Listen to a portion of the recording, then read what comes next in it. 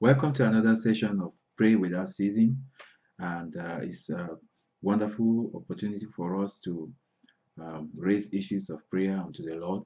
And I am confident that the Lord, who has never failed, He will not fail us in this venture in the name of Jesus Christ. So, as we continue, as we open up the session, I'd like for us to bow our head down together to pray. Heavenly Father, we thank you for another opportunity you are giving us to uh, look at your word and raise issues of prayers concerning our life and our destiny, our homes, our families, and our friends, our jobs, and wherever we the mission you let us accomplish on the face of this earth.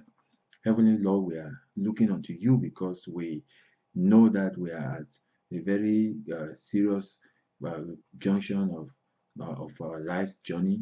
We are at the crossroad, and we see a lot of things going on around our neighborhood, around our environments, and even around our homes and our families, our lives. And we want to pray because you said in your word that we should pray without ceasing, and we want to make sure that we do what we are supposed to do so that you can accomplish great things. Thank you, Father, because we know you will hear us in Jesus' name. Amen. Okay, so we want to appreciate the Lord again for this opportunity. He has been raising issues and we have been trusting Him, and we are confident that the Lord never fails, and He is a gracious God who never will hear our cry and close His ears. So we want to just go through another session of praying without ceasing and looking and trusting that the Lord will um, go along with us and do great things for us. And my prayer is that you will not be left behind in the name of Jesus Christ. So now we want to look at the fact that if the Lord says that we should pray without ceasing, it means that there are always things for us to pray about. And where the time we are in now demands that every conscious Christian, every Christian who has the thought, the who has a mind of accomplishing the purpose for which he or she is on this earth must rise up. The Bible says in the book of Jude Jude verse 3. It's just one chapter, and in that portion of the scripture, Jude was reminding the brethren. If you have your Bible, turn to the book of Jude. We just take one verse of scripture or two and look at it and trust that the Lord can start to stir our hearts to see reason why we need to pray. Now, Jude verse 3. It says that, behold, when I gave all diligence to teach or to write unto you all the common salvation, it was needful for me to write unto you and exhort you that ye should earnestly contend for the faith which was once delivered unto the saints, for which certain men crept in unawares, who were before of old ordained to this condemnation, ungodly men, turning the grace of our God into lasciviousness and denying the only Lord God and our Lord Jesus Christ. Brethren, this is the thing that we're looking at. Jude had seen this thing, he wrote about it, he made us to understand that there is a problem. And we cannot just fold our hands and feel that, well, you see, it doesn't concern me. There's a common salvation that was given to us. Salvation that was given for us, the Bible says, another version says that the salvation that was once and for all, the faith, content for the faith that was once and for all given to us. It looks like that this, if we lose it, that's it. There is nothing else that will be replaced, that will replace it, that will come again. So it is like we are admonished, we are exhorted. He was exhorting us to contend earnestly. that we should give earnest diligence. We should be serious to contend for the faith. So we see that there is a battle. It is a battle because the forces of wickedness, using the instrumentality of human beings, it has a mission to make sure that the faith that was once and for all given to us diminishes, is taken away. And if you look at what we see today, you see that a lot of people who are faithless, there are people who are Christians who they don't even know what God is saying. They don't even, all they do is to go to church and they listen to what somebody tells them, and that is it. And they take it. Whatever they are telling them, they take it. And they believe that, well, man of God has said it, that is true. But I want to let you know that Jude was making us to understand that there are some men who have crept in, and their mission is to make sure that they gradually deplete and dwindle and make sure that they corrupt the faith that was given to us. And if you are not prayerful, you will gradually discover that you are gone. You are gone. So we need to be very, very ready to make sure that it is not like a casual thing. It is not like, where I will stand against the thing when it comes to me. No, it is already here. It's here, brethren. It's here. It is not going to be coming tomorrow. It's here. And if you are not careful, maybe you are already a victim, because you remember what Jesus. Let us go to the book of Matthew chapter 24. In Matthew chapter 24, I saw Jesus. When Jesus was about to go, he started by saying that, and Jesus went out and departed from the temple. This was the temple that was constructed for the Lord. It was the Lord's temple. And we saw Jesus departing from the temple. And when he departed from the temple, his disciples came to him and they showed him the buildings of the temple, how wonderful it was. And Jesus said unto them, he says, see ye not these things?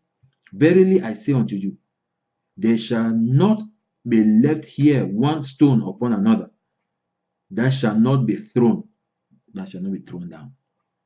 That he say, you see this beautiful structure you are looking at, time is coming that every stone will be thrown away. No stone shall be upon another. They will bring it down. But that was not very, very important, because when he told them, that was something that was going to happen though. They went further, verse 3. And as he sat upon the Mount of Olives, his disciples came unto him privately, saying, tell us, when shall these things be? And what shall be the sign of thy coming and of the end of the world? His disciples, they were wise. Thank God for them. And that is the same prayer that is the same thing that is in our heart today. We are praying, we are trusting the Lord, that Lord, now your coming is imminent. We know that you are going to come. So, but now we want to look at the signs. What kind of signs shall we observe? What kind of things shall we be checking to know that your coming is soon? And Jesus said in verse 4, and Jesus answered and said unto them, take heed that no man deceive you. That is where we want to end and pray.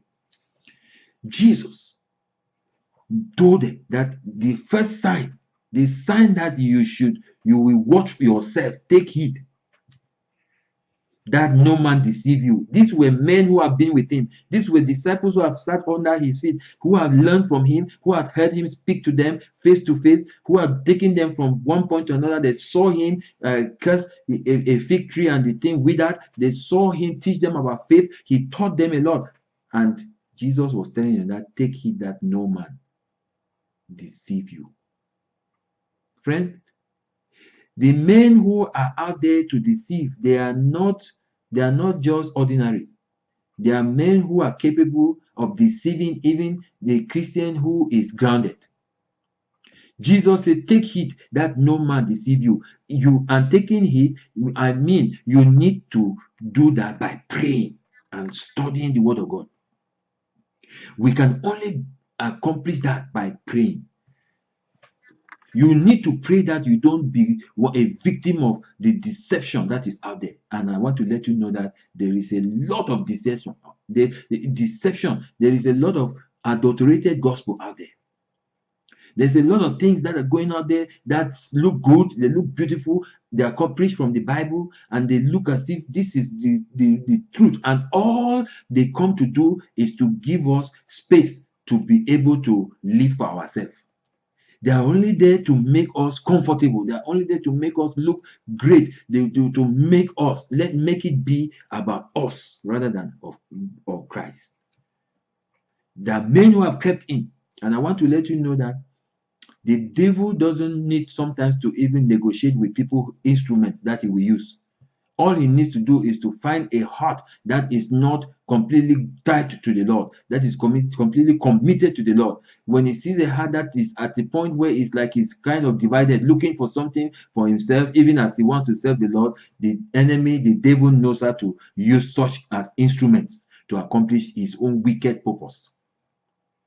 So you see, when Jesus said, take heed that no man deceive you. Friend, you need to pray. It is an issue of praying. You need to pray for yourself that, Lord, I will not be a victim of the deception that is out there. I will not be overtaken by this deception that is going around. I will not be overtaken by all these things that are coming up and they look as if it is another gospel. I will not be overtaken by that. My life will not sink into deception in the name of Jesus Christ. And you see, because Jesus,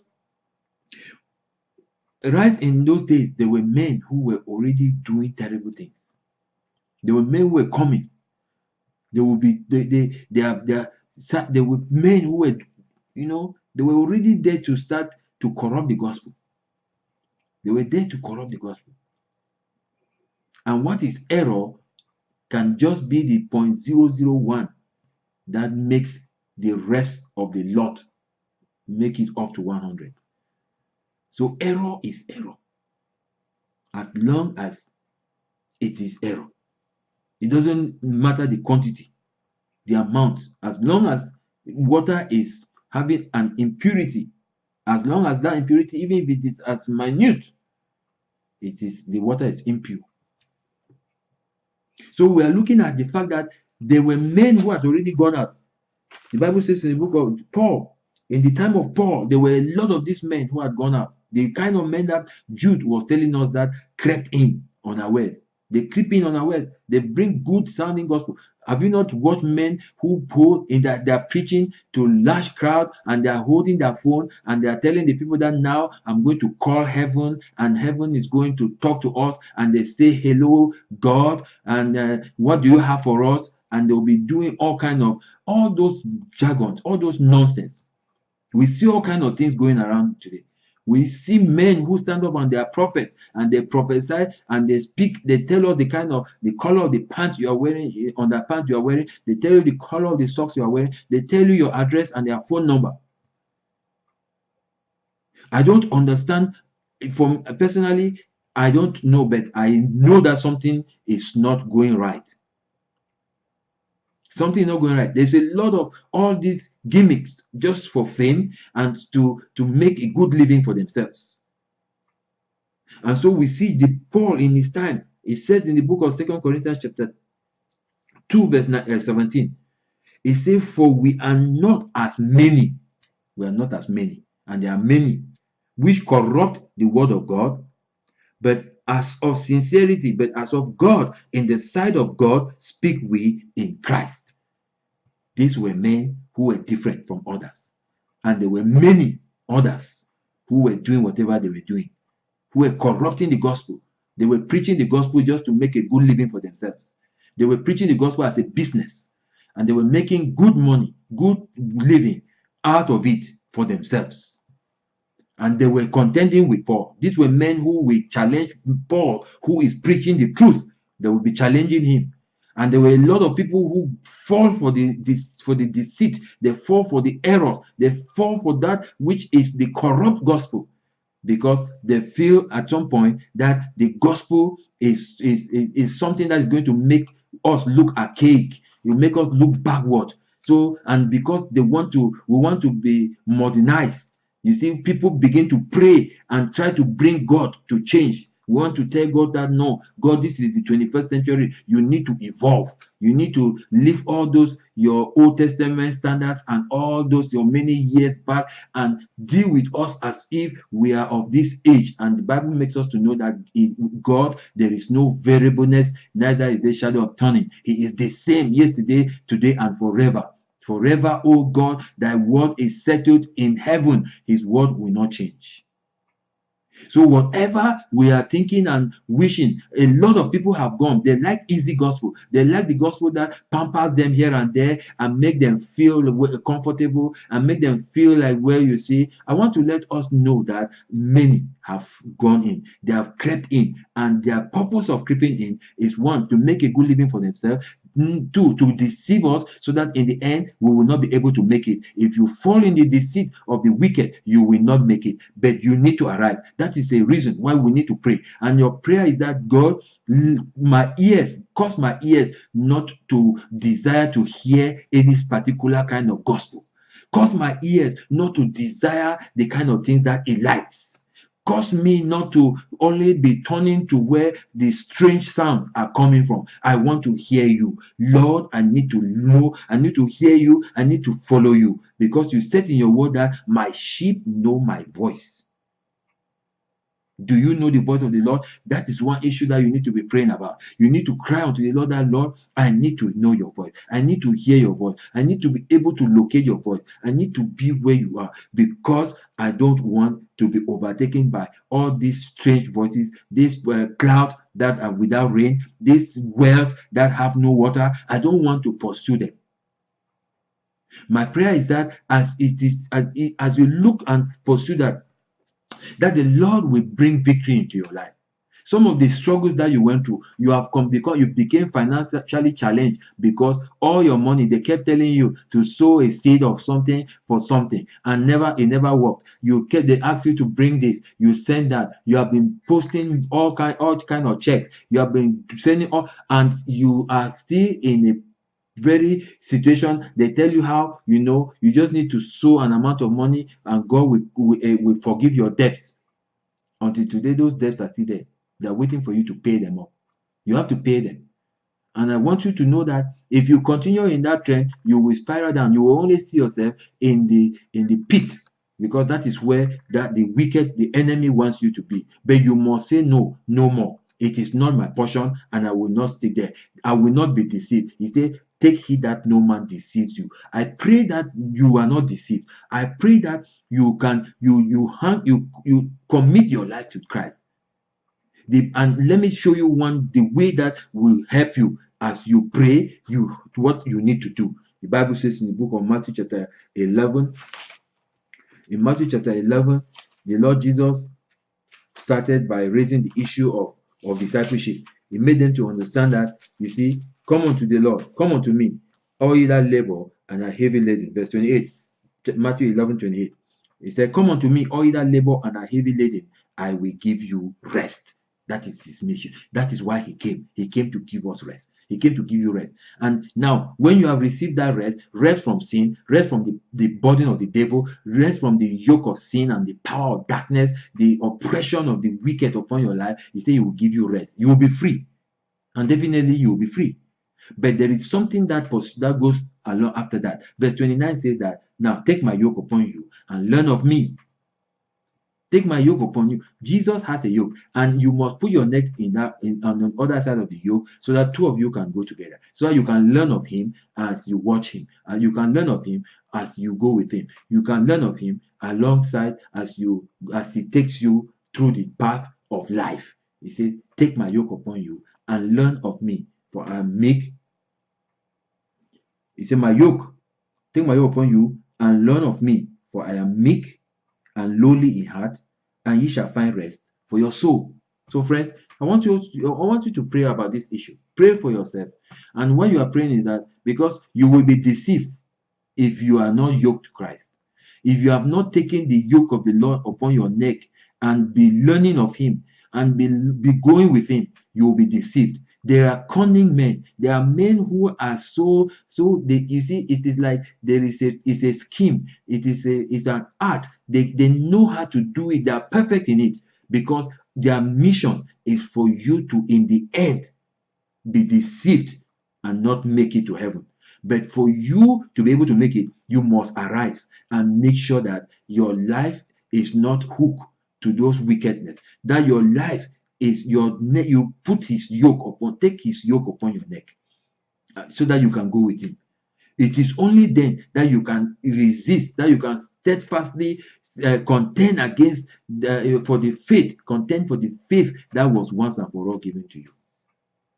So, brethren, I want to challenge you that if you will be free, if you will not be overtaken, for the Lord Jesus, who sat down and was teaching them on the Mount of Olives about the end and giving them all what will happen during the end, he took Matthew chapter 24 and 25 and getting into 26 to really elaborate what is the expectation. What is it that would happen when he comes? What are the things that are going to be going on? And he was saying that, take heed that no man deceive you. That was the first thing. That was the very first thing. And the way I don't see you being serious to know what is right.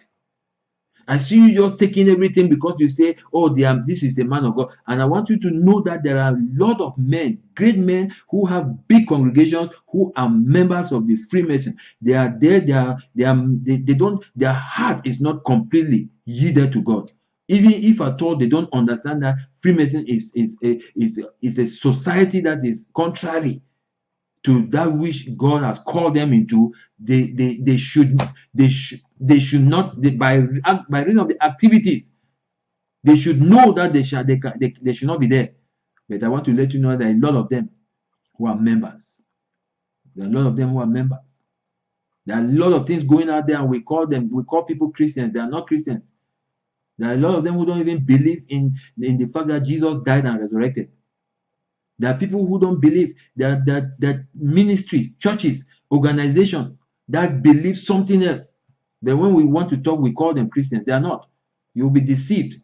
You need to pray God that, Lord, I need to hear only your voice. I need to know your voice. And one of the things that I'm encouraging you is to do what he was asking us to do here in Matthew chapter 11. He said, come, I will give you rest. When he gives you rest, take his yoke upon you. If you just take his rest and you say, well, you say, I'm free from sin, I'm free from the devil will come back. When the devil comes back and he sees that you have nothing on your neck, he will put a yoke on your neck. And the yoke of the devil is wicked. The yoke of the devil will put you in torment. The yoke of the devil will never let you go, and it will deceive you. It will corrupt your life, and you will never become what God wants you to be. But I pray that as you arise and you decide in your heart that I will contend for the faith that was once and for all given to me. I don't care whether I'm a minister of the gospel or I am just a newborn Christian. I want you to know that even as a minister, they have been deceived. Ministers have been deceived. The young Christians have been deceived. So don't assume that where you see I'm better off. No, there is nothing there. There are men. Demas, there was a Demas who was a member of the team of Paul's missionary, his missionary team. Demas, who would be under the team of brother Paul and would depart. The Bible said Demas has departed. Demas left because of the war. He loved the war. He left. But this is a brother who had been under the ministering team of Paul. So it is not too much.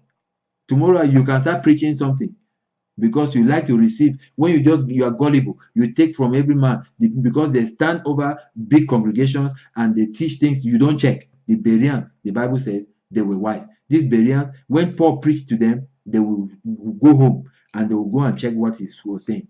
They will make sure that they check it. Today we have you sit down and they talk to you. You don't even have a Bible to check. You scroll your phone. And you don't even scroll the phone. You just accept it. And tomorrow, your life has been going down. But praying without ceasing. I want you to pray. Your prayer is that, God, I want to hear your voice. I want to know you. I want to follow you. I want to commit myself only to you. Lord, deliver me from all kinds of deceit. Let deceit sound in my ear like a strange noise, so that I will identify it everywhere I go, because the enemy is out there. He has instruments, he has all kind of vessels he's using, men, women, kids, children. He's using them, and they are pumping deceit, errors everywhere. And I pray that the Lord will deliver you from it in the name of Jesus Christ. Father, thank you this morning. We give you praise today as we look and trust that you will deliver us from deceit. Oh Father, we ask, oh God, our Lord, we chose to take your yoke upon our neck, to learn of you, to go with you, so that the wicked shall not behold us, so that we will not be taken away from you, because our neck is already yoked with you. Nothing can pull us away. The deceit, even as palatable as it looks like, Lord, we will not be going to that, because what we receive are getting from you, what we are experiencing with you is all we need. Thank you, because you are faithful. I give you praise, I give you glory. As many, oh God, who are already being corrupted by the wicked gospel that is out there, the deceitful gospel that is being preached some out there, I pray that, Lord, deliver them, point them to the truth. Let the light of the truth break forth upon their hearts again in the name of Jesus Christ. Thank you, Father, because you are faithful. Blessed be your name. As we meet again, I pray that the Lord will keep you, and He will give you He will show you reason to pray based on the times that we are in, and knowing that eternity is real. God bless you.